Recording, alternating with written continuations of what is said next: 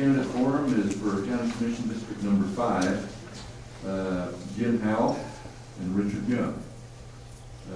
We'd like to open with opening remarks. Please introduce yourself and explain why you are the best candidate for your race. And we'd like to start with Richard Young. Thank you. Thank you. I appreciate that. I appreciate the Chamber of Commerce having us here tonight and televising it to all the people that I couldn't get around to see. My name is Richard Young, and I'm running for the County Commission District number 5. A little bit about me. I've lived in the metro area here for all my life. I was born in Wichita and at what is now a Quick Trip over at Douglas and Seneca. I went to public schools and graduated from West High in Wichita. My wife, who I met in high school, is still with me. And school, well anyway, we'll get into that.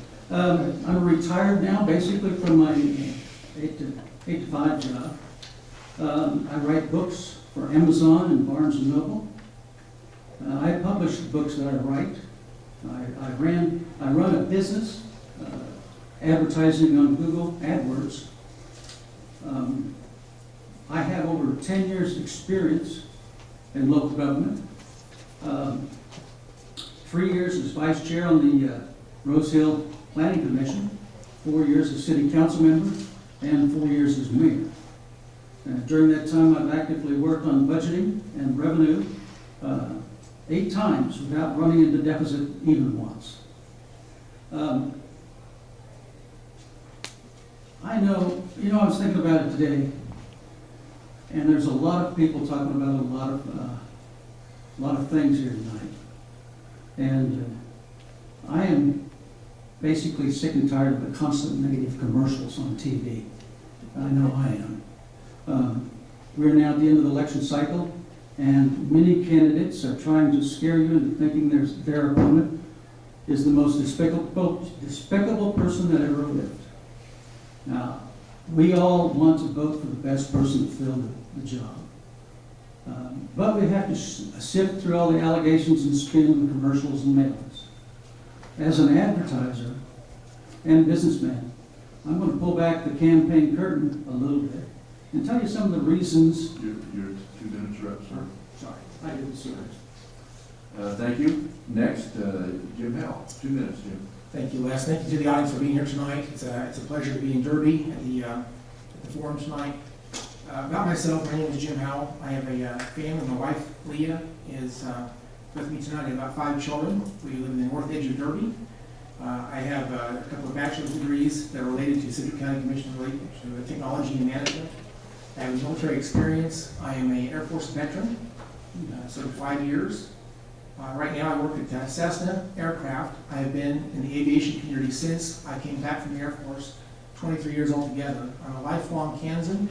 I was in southeast Sedgwick County. I was District 5 for all my years of being a Kansan. I have been a Kansas State representative for the last 2 terms of the last 4 years. I'm proud of that. I've served as vice chairman of the General Government Budget. I served as vice chairman of Pensions and Benefits. I served on Federal and State Affairs. I served on Education. And I served on the Judiciary Committee. I've worked very hard to defend this district at the state level. I worked behind the scenes to bring a tag office to the Derby area. I also helped pass legislation that provided tax relief, if you will, for the Oak Lawn residents that lost about 75 homes in Oak Lawn that were destroyed by tornado in April 2013. I believe in small government. I like individual liberty and freedom. I do recognize that freedom comes with responsibility. The government doesn't need to grow itself and solve every problem. It simply look to the people to do what they should do best. I believe in fiscal common sense, free market, and of course family values. It's a pleasure to be here tonight. Thank you very much. Thank you. First question: what leadership skills do you most admire, and how do work to continually improve upon your? And how do you work to continually improve upon your leadership skills? We'll start with Jim now. Thank you for the question. Well, leadership skills talks about basically being involved with some project or some issue, some decision that you have to make. You know, I've worked very well with Democrats in Topeka. There's been a lot of bills I've worked with them to find best policies for our state. Actually, the issue in Oakland, as mentioned a minute ago, was actually a very bipartisan bill that was brought with the help of Democrats to work with me. One of the things that brought me to run for Sedgwick County Commission were the meetings that I saw and the news stories that come out of what happens in Sedgwick County Commission. There's, I believe, I have a desire to be more approachable, more reasonable, more researched in making the right decisions for our county. I think we show respect and show kindness as we do our job, and to listen to both sides, and to be slow to make your decision, to make sure you make the best decisions for your district. I think I have these qualities. I've demonstrated these in Topeka, and I have people from both sides of the aisle that really, I think, work very well with me. I have no enemies as far as I know in Topeka. The issues we bring forward are very important. We want to make sure we take our time to really explore the best options for our district. And in doing that, we should show respect and be approachable and listen to both sides. And with that, I think that's the type of leadership we need. Second of all, I also have a degree, if you will, my job experience and my education relate to management and leadership skills that I've been able to get in the private sector. So I've enjoyed learning those things and applying those things in my job and where I've worked so far. Thank you. Thank you. I'll repeat the question. What leadership skills do you most admire, and how do you work to continually improve upon your leadership skills? 2 minutes, Richard. Well, I think truth and honesty in everything you do is a leadership skill that I particularly like to see in people.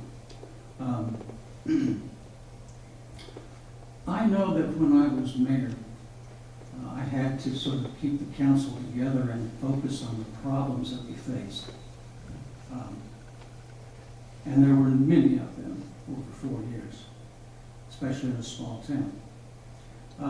I think that I would be good for this position because I look forward, and I look to the future to solve problems that come up. And it's going to be interesting. It's going to be fun. Thank you. Next question. Will you support and fight for continued home rule? Mr. Young, first for 2 minutes. Yes, I'm not sure it's continued. I think we need it back. I think we've lost it. And yes, I would fight for that because that's where the people are. I mean, you know, the people are the ones that need home rule. They talk to their legislative, their elected people, and that's the way it should be. And I believe that home rule is something that we need to have, and we can't afford not to have. Okay, thank you.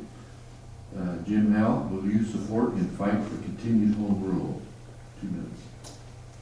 Thank you for the question. You know, home rule is something that's defined by the Kansas Constitution, and it's also well defined within statutes. Home rule is something that belongs to each deliberative body. They have the right to make the decisions for their own body.